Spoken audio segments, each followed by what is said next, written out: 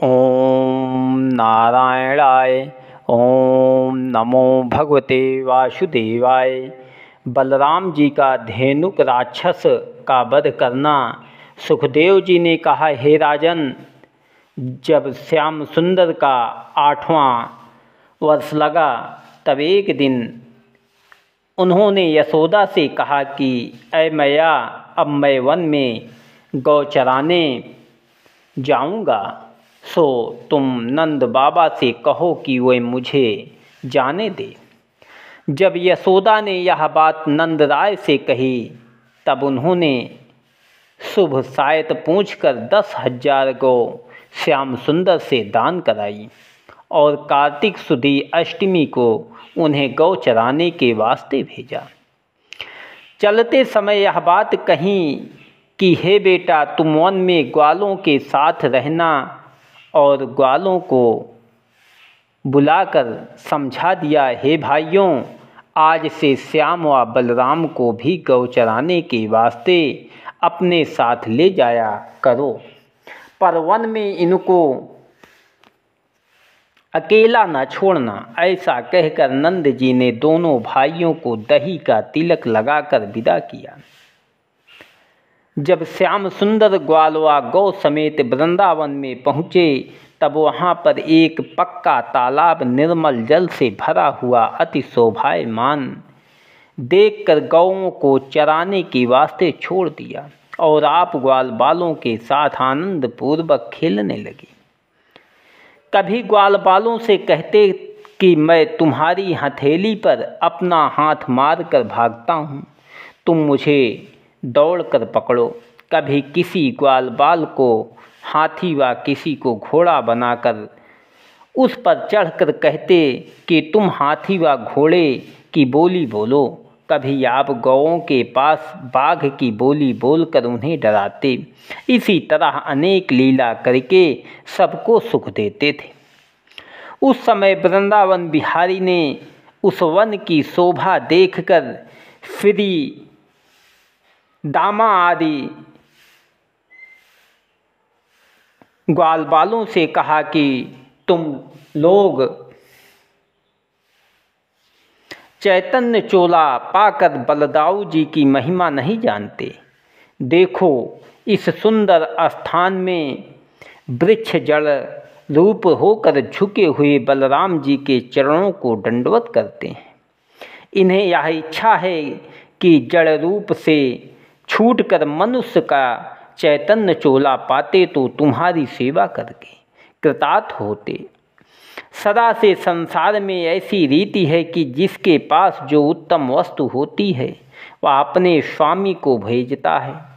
इसलिए ये सब वृक्ष परोपकारी होकर अपना अपना फल फूल बलदाऊ जी को भेंट देते हैं।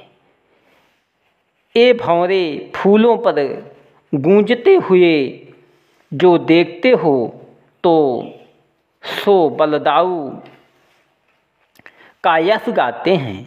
मोर अपना नाच दिखलाते हैं और कोकिला आदि पक्षी अपनी अपनी बोली उन्हें सुनाते हैं। ये सब वृक्ष अपने फूलों व फलों से राही व बटोहियों की मेहमानी करते हैं।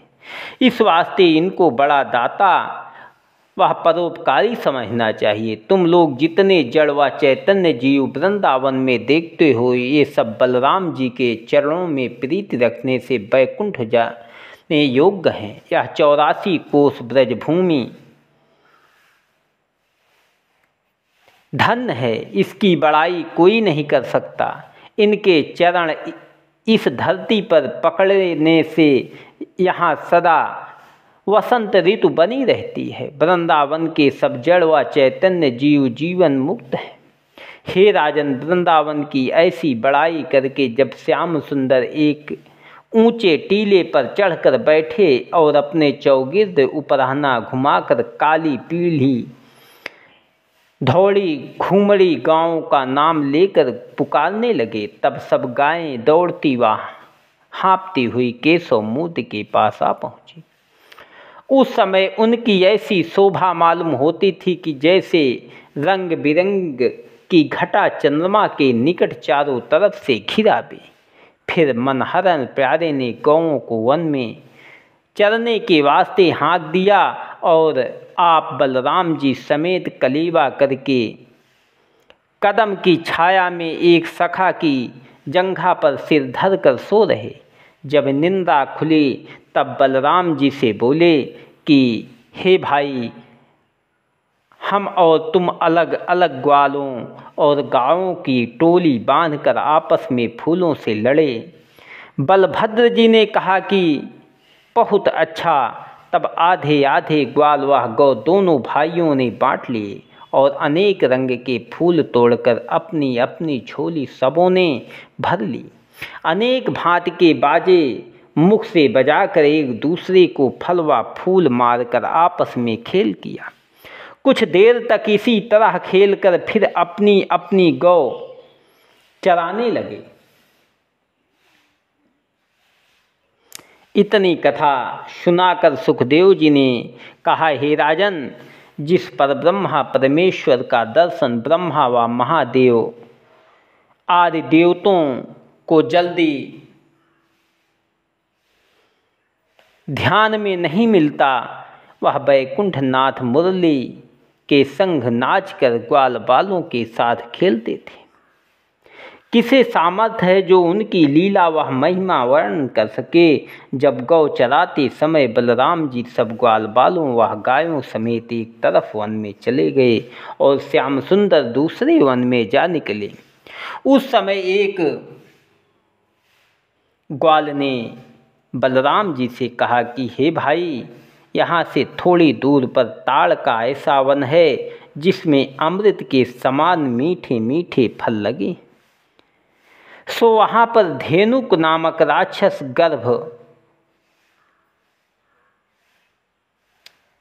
गर्दभ रूप से उन फलों की रखवाली करता है और ना आप खाता है ना दूसरों को खाने देता है। जिस तरह सूम का धन किसी के काम नहीं आता, सो हम लोग तुम्हारी कृपा से वह फल खाना चाहते हैं। यह सुनकर बलराम जी ने कहा कि अभी चलकर खुशी से वो फल खाओ। राक्षस तुम्हारा क्या कर सकता है। ऐसा वचन सुनते ही ग्वाल निडर होकर बलदाऊ जी के साथ उस वन में चले गए। जब बलभद्र जी ने एक वृक्ष को पकड़कर जोर से हिला दिया और उसके सब फल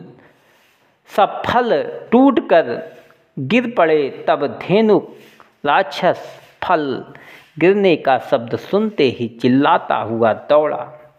उसे आते देखकर सब ग्वाल बाल मारे डर के भाग गए। अकेले बलराम जी वहाँ खड़े रहे। जब उस गदहे ने आते ही एक दुलत्ती संकर्ण को मारी, तब बलभद्र जी ने उसकी टांग पकड़कर पृथ्वी पर पटक दिया।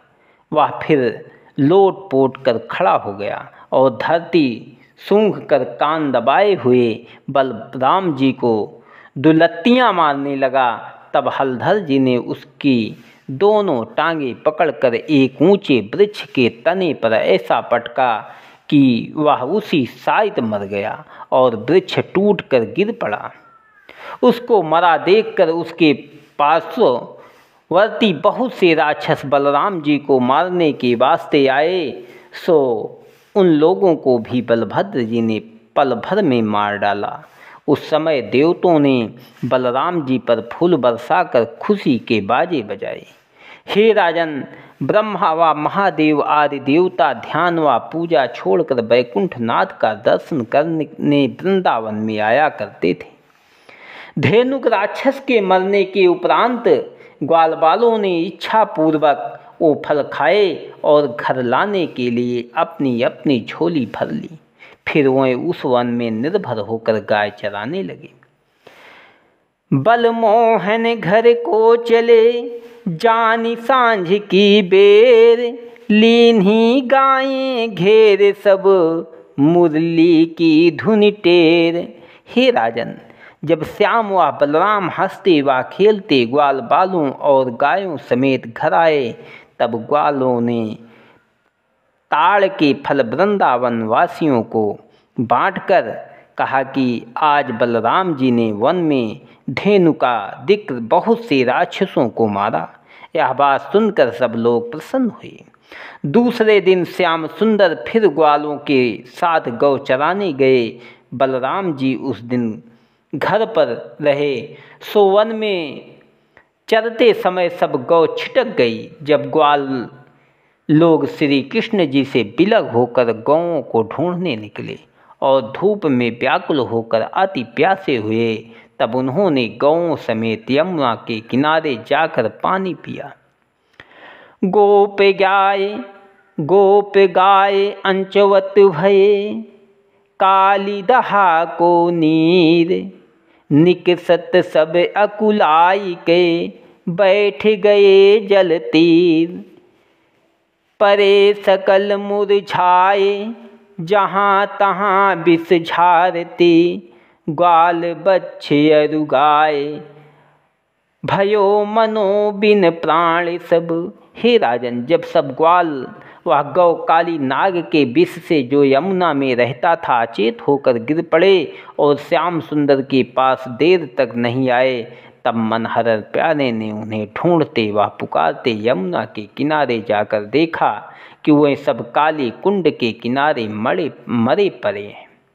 उनकी यह दशा देख कर केशव मूर्ति ने विचारा कि काली दाह का जल पीने से इनकी यह दशा हुई है। मैं घर पर जाकर इनके माता पिता से क्या कहूँगा, इन्हें जिलाना चाहिए। ऐसा विचार कर ब्रजनाथ जी ने जैसे अमृत रूपी दृष्टि से उनकी ओर देखा, वैसे ही सब ग्वाल बाल गायों समेत जी उठे। जिस तरह कोई नींद से जागे, उसी तरह वे लोग उठकर अपनी आंखें मलने लगे। मुरली मनोहर को वहां देखते ही उनके गले में लिपट गए। तब दुखभंजन ने कहा कि तुम लोगों ने मुझसे विलग होकर काली दाह का जल पिया, इसी कारण तुम अचेत हो गए थे। सो परमेश्वर ने तुम्हारे प्राण बचाए। यह सुनकर ग्वाल बालों ने कहा कि यमुना का जल पीने से हमारी यह गति हुई थी, सो तुमने आकर हमें जिला दिया। ब्रजवासियों की रक्षा करने वाले आप ही हैं। जब संध्या समय मनहरण प्यारे ग्वालों व गायों को साथ लिए मुरली बजाते हुए वृंदावन के निकट पहुँचे, तब सब ब्रजवाला अपने अपने घर का काम काज छोड़कर उनके दर्शन के वास्ते दौड़ आई और उनकी छवि देखकर अपनी अपनी आँखें ठंडी की। ग्वाल बालों ने घर पहुंचकर नंद व यशोदा आदि से कहा कि आज मैं लोगों काली दाह का जल पीने से गायों समेत मर गए थे, सो श्री कृष्ण जी ने हमें जिला दिया। अब हम काहूँ डरत ही, हरि हैं हमरे सहाय। बल मोहन बल फिरत वन, वन चरागे चराते ही गाय। अब हम काहूँ डरत नहीं, हरि हैं हमरे सहाय। बल मोहन के बल फिरत, वन वन चारत गाय। परत गाढ़ जब आई तब, हो तु सहाय हरि। चिरंजीव दो भाए, यशुमति यह तेरे कुंवर। यशोदा, रोहिणी और गोपियाँ यह हाल सुनकर बहुत प्रसन्न हुई। नंद जी ने कहा कि जो बात गर्ग जी ने कह गए थे वह आँखों से दिखलाई देती है। श्री कृष्ण जी ने कोई अवतार होकर बड़े भाग्य से मेरे यहाँ जन्म लिया है। जब यशोदा ने श्याम सुंदर को सैया पर सुलाया, तब उन्होंने काली नाग को यमुना जल से निकालने का विचार करके यशोदा से कहा कि अय मैया, मैंने ऐसा स्वप्न देखा है कि जानो किसी ने मुझे यमुना जल में गिरा दिया। यह सुनते ही नंद व यशोदा ने मोहन प्यारे के हाथ से कुछ दान कराया और स्वप्न की बात झूठी जानकर अपने मन को धैर्य दिया। ओम नमो भगवते वासुदेवाय। श्री कृष्ण जी का काली नाग को यमुना जल से निकालना